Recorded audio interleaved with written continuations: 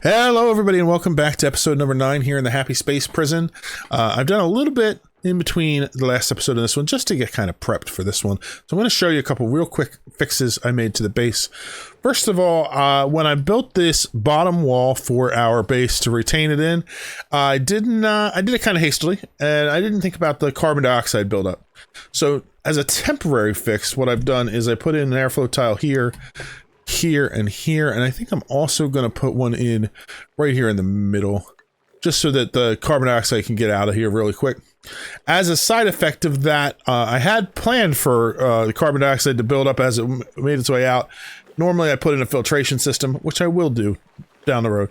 I had the gas vent one off the floor, that way little errant packets of carbon dioxide couldn't cause it to overpressurize, because basically a small packet of carbon dioxide that is only like a couple kilograms will pass over the vent. The vent will see it and be like, oh, I can put more oxygen out, and it will, and it overpressurize. Well, it did, because it built up the whole bottom layer, and then it started doing that on the second layer. So I moved the vent up to the 4th layer. The base has to fill up all the way to there before that starts happening. And unfortunately, that means we overpressurized a little bit. It's going to balance out, I think, because the pressure issue we had down here kind of worked its way out of the system a little bit. It's still overpressure, so we're going to have a little bit of popped eardrum issues. Most of that oxygen made its way up here for some reason. We'll deal with that in time. As we expand, that oxygen will expand out, and the base will vent some of that oxygen from here out, and everything will be fine. And if not, our dupes will breathe the oxygen and it'll get used up. Other things I did is finished a little bit more exploration. I got my way up here, found another cool steam vent up here, so I cleared that out to give us access to that, to allow it to start collecting some water for us. And I worked my way up here, found a leaky oil fissure. Not a lot of use for us. We may do something with it just for fun in the future, but I probably wouldn't mess around with leaky oil fissures unless it's the only oil source on a map, because that oil comes out super hot and it's just a hassle to deal with. But we might try to find something fun to do with it. I'm trying to work around just to dig around, but I want to take a break from doing that. And this is the point in a map for me where I start to do too many projects all at once when I play through personally. It always kind of bites me in the butt because I'm working on 10 different things and I'm not really getting anything done efficiently. So I want to slow things down, and I want to focus on one thing at a time and really focus on the fact that you don't have to rush into anything. Like at this point, we have a stable food source, we have a stable oxygen source, we have a semi-stable water source to provide to that. Right now we're only producing an average output of 1.5 kilograms per second, and I have 2 of these connected up, so at some point this is going to run out of water because we're using more than we need or than we're producing, but we'll work on that before that's a problem. So we're in a pretty good spot. We could just let things go for a while. So that's a good time for us to decide what is the biggest focus we want to work on. To that end, I have started switching our food source over. That's kind of a necessity because we have run low on sandstone. That's what we were feeding our hatches, and we used it all up between building and feeding it to them. I think it was several hundred tons of sandstone we had to start is down to just a couple. It's okay because we wanted to switch over to stone hatches anyway. Now we're just going to do it. We're going to focus on that because stone hatches, the reason to switch to them is that they will eat sedimentary rock. Right now I have 385 tons of sedimentary rock, which all came from just doing this minimal amount of digging through here to collect all the polluted water together. There's still tons of it in here. We'll get that all dug up. And then we also have many other slime biomes around the map that we can core out and get more sedimentary rock from. And then on top of that, we have more sedimentary rock in areas like this in our salt biome. And if we look at minerals, sedimentary rock is the blue stuff. There's also in this biome there's more, in this biome there's more. This is just, it's everywhere. There's tons of it. And when we run low on the sedimentary rock, stone hatches also, as one of their primary foods, eat igneous rock, which is going to be even more plentiful on the map, and it's renewable. We can create a system to renew it if we want to. Now, to be truthful, by the time we get to the point where we will set up renewable systems for that, we will probably have moved on from stone hatches. There's much better ways to produce food later on, and that's probably what we'll do. But for now, we can switch to stone hatches. We'll get a ton more food from them. To do that, we just have to feed our hatches sedimentary rock, which we've been doing for a while now. So every time you feed sedimentary rock to a regular hatch, it increases the chance of them laying a stone hatch egg. So the stone hatch eggs in here have climbed up while the hatch eggs have started to drop.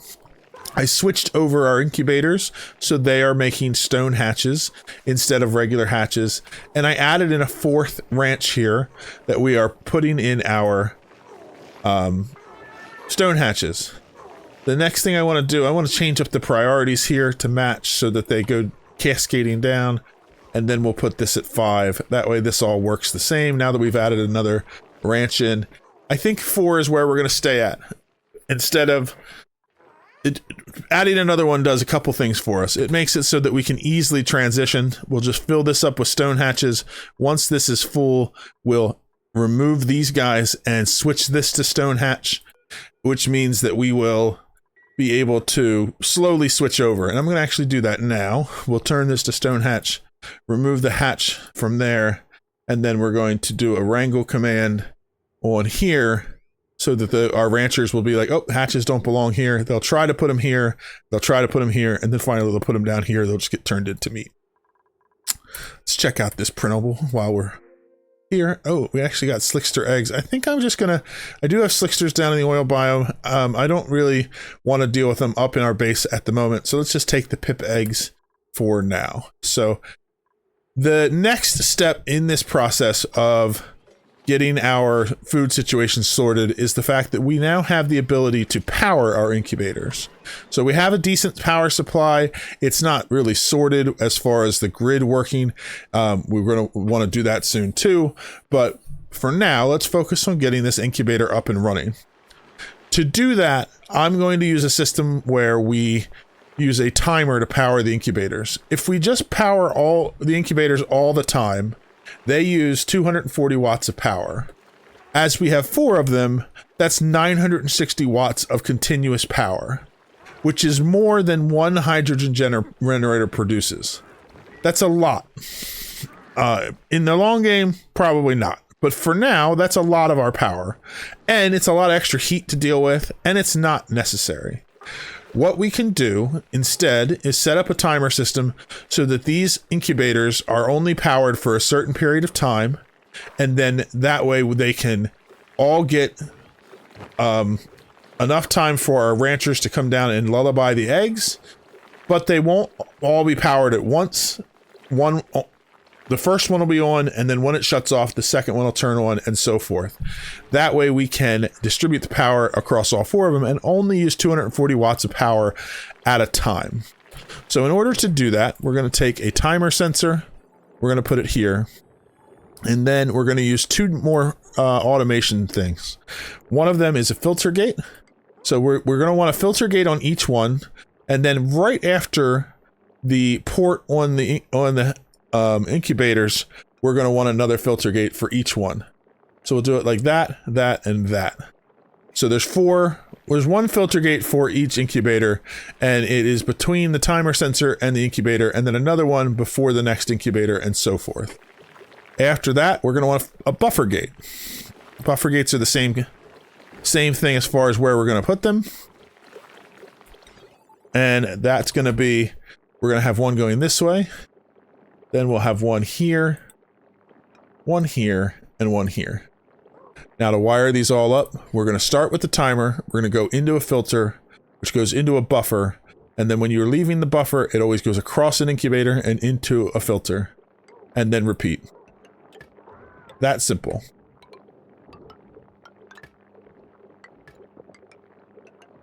And then the last one, we don't need any filter after it because it's going to be, this one will turn on, and then when it shuts off, we're done.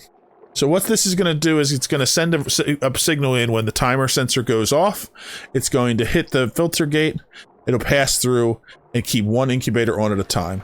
So let's get this built, and then I will show you the settings for it, and you can watch it watch it while it works. Before I get into explaining how this automation works, I want to explain the logic of the timing of it. So, to do that, I want to look at our schedule. In our schedule, we have two duplicants that are ranchers. We have Otto and Nicola. They are on two different schedules by design, and that means that they have maximum coverage of the entire 24-hour day where they are available to do ranching tasks. Because there's only two of them right now, there is a period from here to here where both of them are not working. In the 24-hour day, 24 block day, let's say, it's 600 seconds. That means each of these blocks is 25 seconds. So there is a 50-second period where neither of them is available. So, that being said, I have set this to 120 seconds for the green duration, and the filter is set to 120 seconds, and the buffers are set to 120 seconds. So let's reset this timer so that it goes on right now, and then I'm going to speed time up a little bit so we can watch the automation at work. This is on. It's going to stay on for 120 seconds. That means that this filter is going to be receiving that signal for the entire 120 seconds. Once this filter receives a signal for 120 seconds, it will allow the green signal to pass through. Once that happens, this buffer will start, and this will now send a signal for 120 seconds. For that 120 seconds, our incubator is going to be turned on, and the next filter is going to be started, basically starting this loop over again. This buffer acts as the timer for 120 seconds, and once it powers this for 120 seconds total, the filter will trip it to the next one. In result, that means this incubator here will be on for 120 seconds, which should give us enough time, even if both of our rancher duplicants are off on break at the same time. There should be a total of 70 seconds where they're both available. They can come down and lullaby the egg in here. Now, they didn't do it this time because the hatch egg was already done, but they still had enough time to hit it on the second pass through. Right after that, our automation is going to pass through. This is done. It has now switched. This incubator's turned on, so our rancher is called over to lullaby the egg. And then this one will stay on for another 120 seconds until it passes to the next one.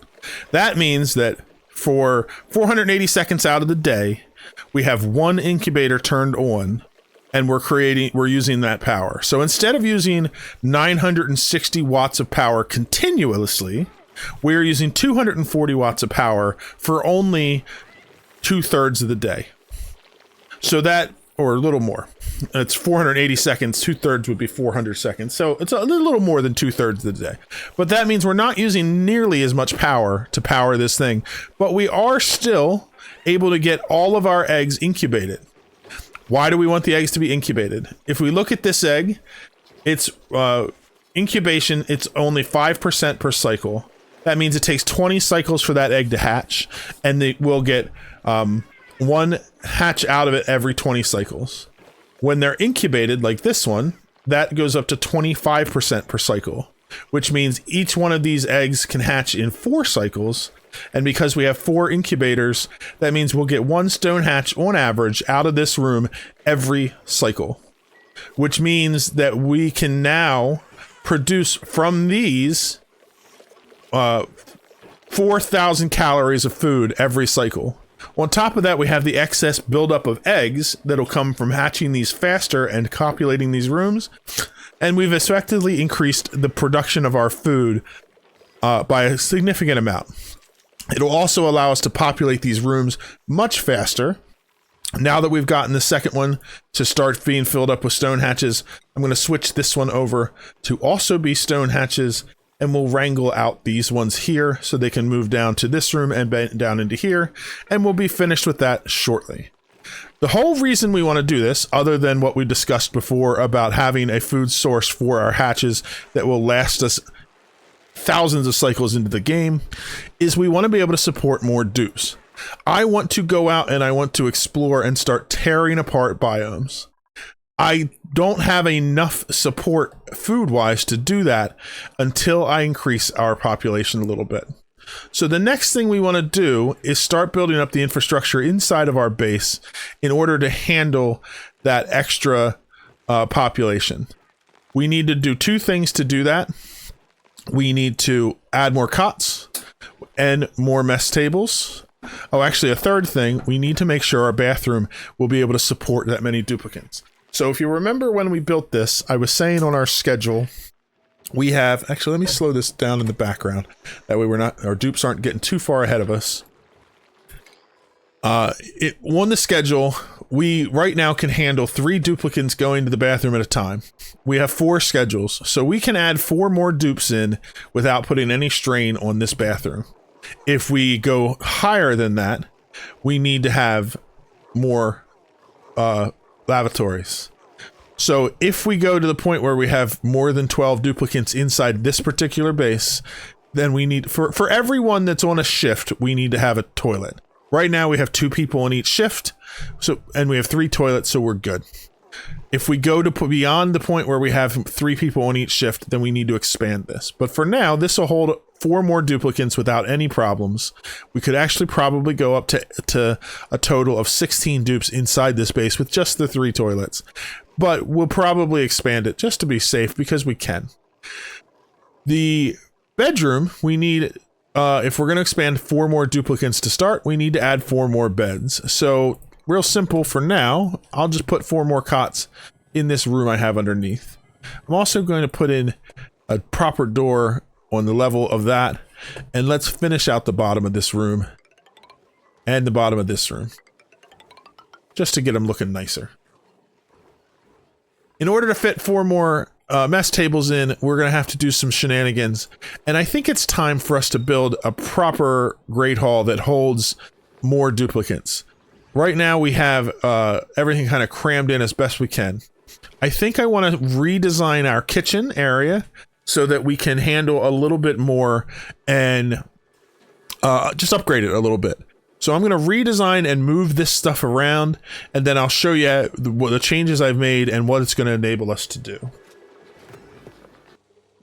Got the first stage of fixing up our kitchen finished. So we just kind of compacted everything and moved it into the corner and made it so that these sweepers work a little bit better than I had them before. I did have to move the deep freeze portion. So in order to do that, I just reran our hydrogen lines, left out some hydrogen here, set up a new deep freeze here, got it so it was cooling, and then I shifted all the food from one to the other, and that got it moved into this one. We did it without losing any food, which is good. You can see there's a gas range in here. We don't have that set up yet, but I'm just getting future-proofed ready so that when we are ready to move into doing surf and turf, which will be our next step, we have a gas range ready to do it. In order to get the gas range to work right now, everything is hooked up except for the natural gas line. I'm setting up a way to break into here, get this set up to provide us with some natural gas. So we'll be ready for that pretty soon. So this is nice and compact. It also allowed us to shift everything over. Our room here still exists. We don't have the kitchen bonus. I never actually installed the spice grinder to get that, and it doesn't really do much of anything, so I'm not really worried about it. I guess if I technically wanted to get it, I could put one in like underneath and then connect it up somehow. But the spice grinder, all it does is allows you to make food that has some extra bonuses, and they're not stuff I'm going to use, so I'm not going to worry about it for now. If I decide later on I want to add it, I'll probably set up a specialty kitchen for it. So for now, that's good. Everything is set there. It allows us to have space to put in 4 more mess tables. which for now is all we're going to need. I'm going to add in some extra paintings because it'd be nice for our duplicants to have a nice place to eat. They still have their water cooler. They still have the hypothesizer to give it some flair in here. And that'll give us up to 12 duplicants. So we'll have 12 cots, 12 mess tables, and enough bathrooms to support 12, which means we can now, when we find duplicants that are worth bringing in, bring in 4 more duplicants to expand our field. That means that I'm probably going to take one of those to assign as another rancher, just so that I can slow down this here. But honestly, it's not a super high priority. This is working fine. We're getting everybody lullabied when these are running. Actually, they didn't do it this time, so they might have had a delay on this one. It could be possible that that was just an egg getting switched out, because sometimes that happens when when a new egg gets put in, it gets put in right at the end of a cycle, and we don't get it. So, or like this, where a hatch was being pulled out, and we didn't get an egg in there fast enough for it to get incubated. But mostly, we're keeping up and getting everybody incubated, which is good. Getting a third rancher would probably fix that, though, so we might do that. But the rest of the new duplicants we bring in, they're going to be put on the build a dig team so that they can come out here and explore and expand and dig out biomes with us, because we want to start expanding out farther. So, like I said, as we get the duplicants in, we'll check them, see if they're worth bringing in. We're not going to bring in anybody just because we need a duplicant. We're only going to bring them in if they are viable candidates to add to our little program here. As far as the hatches go, in that time, we've also finished getting all 3 of these put up. I'm working on another thing here. I'm going to install a couple more of these. And the goal here is I'm going to set up another line of shipping. It's going to go up like this. And for now, I'm going to bring it down here and just drop it off into this room, in our storeroom, which means I need to put in a tile here so it doesn't break that. And then everything else will be good, and we're going to get some power going. We're going to connect all these up. I don't worry about overloading these lines, because when it comes to shipping material or shipping things, it will say on here that we're at like 3,500 power. But those things do not draw that much power. It only draws the power when they're being used, and they're not used very often. But so the purpose of this secondary line that we're doing that comes over here and goes into storage is I want to start taking this coal out of these rooms and putting it into here. Eventually, I'll take it and put it in straight into a coal room where we have our furnaces set up as a backup power supply. That way, if we run out of hydrogen, we run out of natural gas, we run out of any other fuel supply, coal will be our last measure before we switch to backup manual generators. So that is our purpose here. But for now, we just want to get it put into storage where everything is going to get stored. I think I'm going to be moving this in a moment too, so I probably should wait, but it is what it is. We'll get to it when we get to it. So when these get set up, we're going to set all of these to be coal. And the reason I'm not doing it on the same line as this one is I want this to be a priority line for critter eggs. I don't want it to be where there's a ton of coal sitting on the ground and this is moving coal so an egg sits in here too long. I want this to always be available to get those eggs out of the room as quickly as possible, because it delays reproduction. Even if it's only a little bit, it can definitely impact our food production. Who has unreachable food?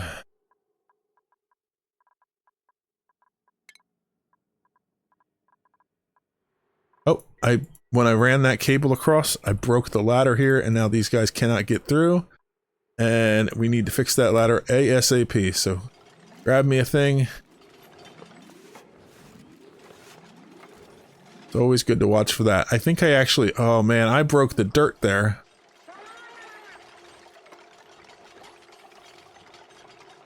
That means this is no longer a nature reserve. That's a bigger problem. Alright, well I guess we're going to have to show you how to fix that problem. We'll work on that in just a few minutes. But for now, at least our duplicants will be able to get in to get their food. They're going to lose their morale bonus.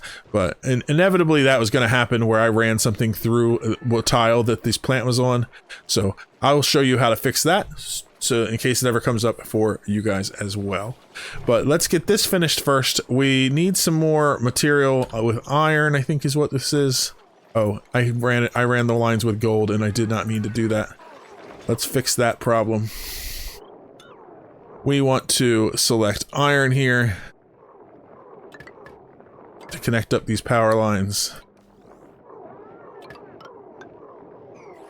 All good. So we're gonna let that get finished and I'm gonna get set up to show you how to fix the problem that we have here where we lost our ability to have a nature reserve.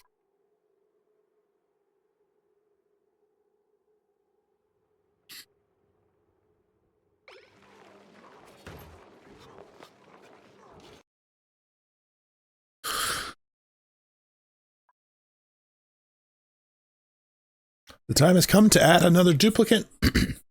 Looking at these options, decreased athletics is a no for me. Decreased strength is not great. Is a no for me also. But Camille she's gourmet, green thumb, germ resistant, and her only downside is that she can't do doctoring errands, which is fine because I will hire another doctor when the time comes.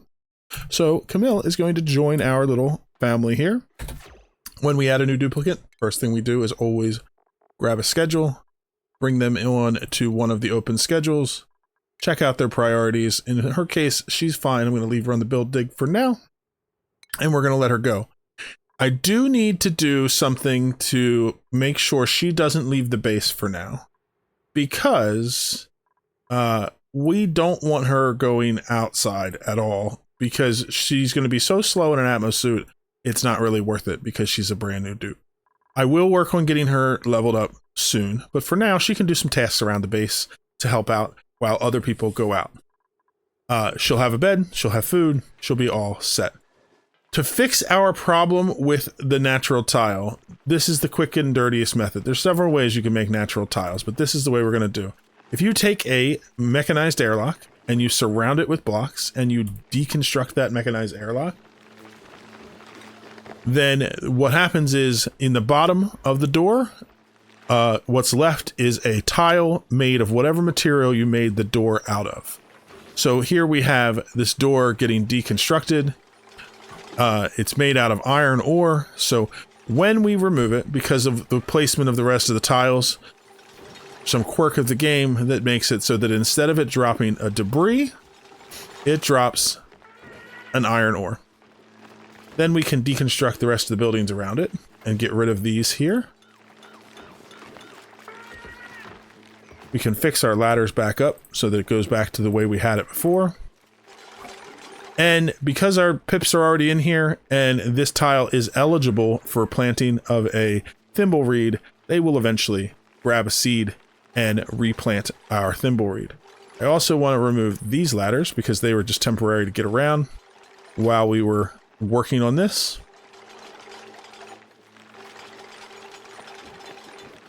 And so like I said, we'll have to wait until the pips can plant here. I'm fairly certain they can. The rules on pip planting involve not having more than 2 plants nearby. And since this is the only one nearby, this one should still be eligible. Normally you want to plant from top to bottom, but I think in this scenario, it should be fine. We'll have to wait and make sure. Let's make sure this pip can. Oh, why can they not get to that space?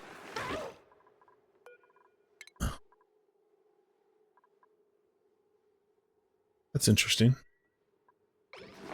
We may need to reload to make that happen. For some reason, I don't think they see that as a valid tile for them to stand on.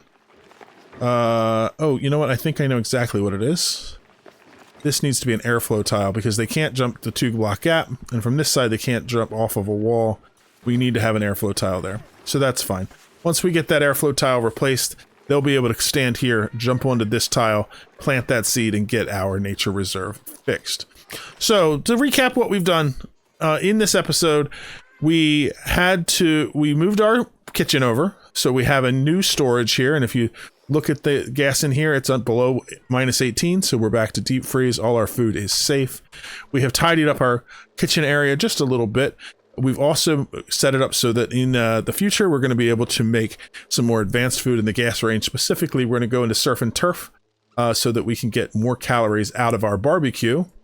And we started up here on the process of getting in here to do our natural gas collection. In here, this is causing me a problem where it's going to overflow because of this gas issue. Let's put an airflow tile here so this gas can go out, and hopefully it doesn't flood everywhere. But this is a nice little setup I used to create liquid locks. In this case, it didn't work because there's a piece of oxygen there that got stuck.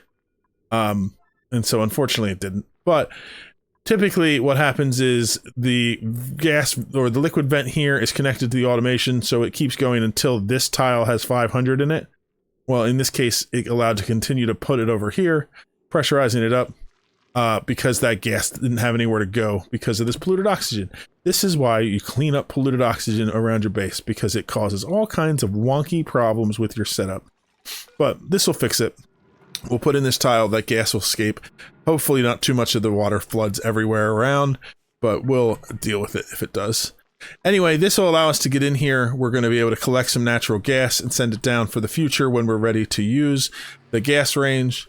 We also switched our food supply entirely over to stone hatches now. You can see we have 7 in each of these rooms, which not only switched to a new source of food for the hatches, but also provides us with more hatches because we added in another ranch. And we powered our incubators, which means we're producing a lot more hatches with a lot less time involved. So our food supply should be going up, even though we're bringing in more duplicants with the rooms that we have set up. So in the episodes coming to the future, we're going to continue one step at a time, advance the base so that we can handle a little more every time. And these extra duplicants that we bring in from our printing pod will allow us to do a lot more outside of the base a lot faster, so that we are not delayed by the fact that we have a limited supply of duplicants. The other priority we need to do in the next episode is set up a system for Camille to get her experience up. Right now, she has an athletics that is at 0, which means if she were to put on an Atmos suit, she would get the debuff from wearing an exosuit, which means that she would move so slow she wouldn't be able to get anything done. She'd be a waste out in the room, out in the base. And more importantly, she would be queued up for tasks that we're waiting on while we're trying to do things, and they'd never get done, and it would just cause all kinds of problems. So next episode, first thing we're going to do is set up a system in order to train her up so that she's ready to go into an exosuit and leave the base. And we'll do some other priority systems to make it so that our duplicants are doing the tasks that we want them to do rather than whatever task is closest to them. I hope you guys enjoyed watching, and we'll see you in the next one. Bye-bye.